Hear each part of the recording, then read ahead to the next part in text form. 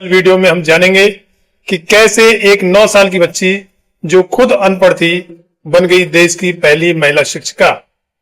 कैसे अपने पति ज्योतिराव के साथ मिलकर उन्होंने ब्राह्मणवाद और पितृसत्ता को ललकारा और कैसे उनकी एक चिंगारी आज भी करोड़ों लड़कियों की किस्मत बदल रही है।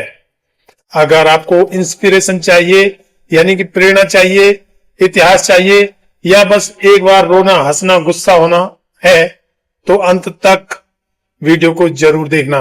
रोना हंसना या गुस्सा होना इसलिए कि हमारा भारत ऐसे हालातों से निकलकर आया है जहां लड़कियों को पढ़ाना सबसे बड़ा पाप माना जाता था।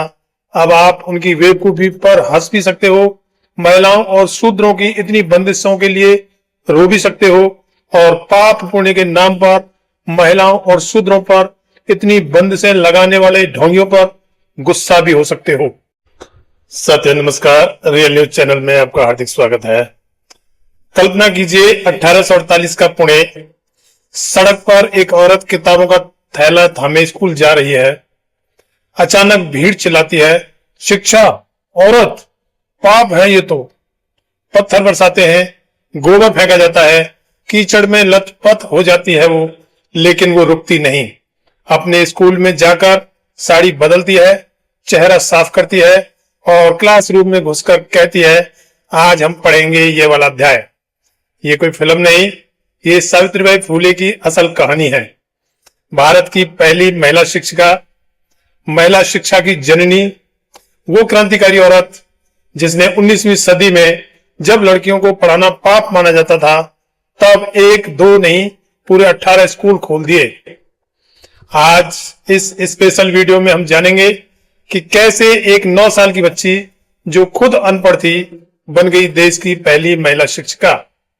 कैसे अपने पति ज्योतिराव के साथ मिलकर उन्होंने ब्राह्मणवाद और पितृसत्ता को ललकारा और कैसे उनकी एक चिंगारी आज भी करोड़ों लड़कियों की किस्मत बदल रही है। अगर आपको इंस्पिरेशन चाहिए यानी कि प्रेरणा चाहिए, इतिहास चाहिए या बस एक बार रोना हंसना गुस्सा होना है तो अंत तक वीडियो को जरूर देखना। रोना हंसना या गुस्सा होना इसलिए कि हमारा भारत ऐसे हालातों से निकलकर आया है जहां लड़कियों को पढ़ाना सबसे बड़ा पाप माना जाता था।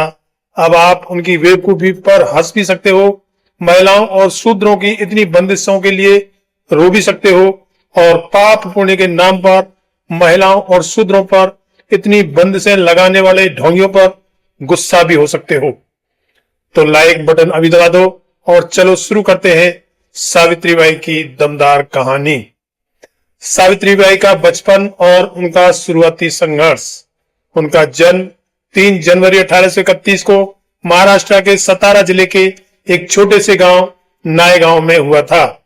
एक माली परिवार में पैदा हुई सावित्री, उनके पिता खंडोजी नेवसे और मां लक्ष्मीबाई थी। घर का ऐसा माहौल था जहां पर लड़कियों को शिक्षा दिलवाना नामुमकिन था, क्योंकि एक तो गरीबी, दूसरे लड़कियों को पढ़ाना ढोंगियों ने पाप की श्रेणी में रखा हुआ था। उस जमाने में लड़कियां तो बस रसोई और खेत के लिए ही पैदा होती थीं। 9 साल की उम्र में जब सावित्रीबाई की शादी हो गई थी तो उनके पति 13 साल के ज्योतिराव फुले थे। लेकिन ज्योतिराव समाज की उस समय की सोच से एकदम अलग थे। उन्होंने कहा कि सावित्री तुम पढ़ोगी। रात रात भर ज्योतिराव सावित्रीबाई को पढ़ाते। बाद में सावित्री ने अहमदनगर और पुणे में टीचर ट्रेनिंग भी ली। भारत की पहली ट्रेंड फीमेल टीचर यानी महिला शिक्षिका प्रथम बन गई। दोस्तों सोचिए, 1840 का दौर, सती प्रथा, बाल विवाह, छुआछूत आदि दुनिया भर की कुप्रथाएं, और ऐसे माहौल में यहाँ एक औरत किताब उठा रही है। ये सिर्फ पढ़ाई नहीं थी, ये उस समय के समाज के खिलाफ एकदम विद्रोह था। स्कूल खोलने की क्रांति और उनके सामने जो चुनौती आई।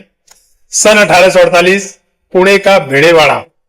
सावित्रीबाई, ज्योतिराव और फातिमा शेख ने मिलकर भारत का पहला लड़कियों का स्कूल खोला। पहले दिन सिर्फ 5 लड़कियां पढ़ने के लिए आईं, लेकिन 1851 तक 3 स्कूलों में 150 लड़कियां पढ़ रही थीं। कुल मिलाकर उन्होंने 18 स्कूल खोले। हिंदू, मुस्लिम, दलित सभी वर्ग की लड़कियां। पहली मुस्लिम महिला शिक्षिका फातिमा शेख भी यही पढ़ा रही थी। लेकिन समाज ने क्या किया? पहले तो ज्योतिराव के पिताजी पर दबाव बनाकर उन्हें घर से निकलवा दिया, और फिर जब उन्होंने लड़कियों को पढ़ाने के लिए स्कूल खोल लिया तो सावित्रीबाई जब बच्चों को पढ़ाने स्कूल जाती तो उन पर समाज के स्वयंभू उच्च वर्गीय लोग उन पर पत्थर, गोबर, कीचड़ फेंकते, गालियां बकते और चिल्लाते कि ये औरतें पढ़ जाएंगी तो घर कौन संभालेगा। सावित्रीबाई हर रोज 2 साड़ी लेकर निकलती, एक पहनने के लिए और दूसरी बदलने के लिए। एक दिन उन्होंने खुद लिखा, जब मैं स्कूल जाती हूं तो लोग मुझे गालियां देते हैं, पत्थर मारते हैं, लेकिन मैं रुकूंगी नहीं, क्योंकि शिक्षा ही मुक्ति है। इतना दृढ़ निश्चय सावित्रीबाई का रहा। उन्होंने विधवा आश्रम खोला, बाल विवाह के खिलाफ लड़ाई लड़ी, सती प्रथा का विरोध किया, सत्य शोधक समाज की सह संस्थापक बनी। सावित्रीबाई की कविताएं, विचार और योगदान। सावित्रीबाई सिर्फ शिक्षिका ही नहीं, कवयित्री भी थी। उनकी पहली किताब काव्य फूले 1854 में छपी, जब सावित्रीबाई की उम्र मात्र 23 साल थी। उनकी दूसरी रचना थी 52 काशी सुबोध रत्नाकर।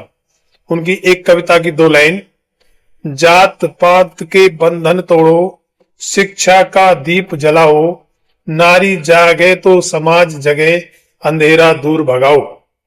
ये सावित्रीबाई की कविता की 2 लाइन थी। शिक्षा सबसे बड़ी समानता लाने वाली शक्ति है, यही हमें अंधेरे से बाहर निकालती है। उन्होंने कहा, जब तक नारी शिक्षित नहीं होगी समाज कभी मुक्त नहीं होगा। अब देखते हैं उनकी विरासत और आज का भारत। आज 2026 में हम कहां हैं? वर्तमान में लड़कियों का ग्रॉस एनरोलमेंट रेशियो 90 के पार। लेकिन 1848 में जब सावित्रीबाई ने पहला स्कूल खोला तब लड़कियों की साक्षरता दर 0 के करीब थी।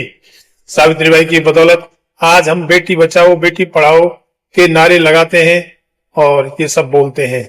उनकी विरासत महिला शिक्षा की नींव मजबूत की, दलित बहुजन आंदोलन को आगे बढ़ाया और आधुनिक भारतीय फेमिनिज्म।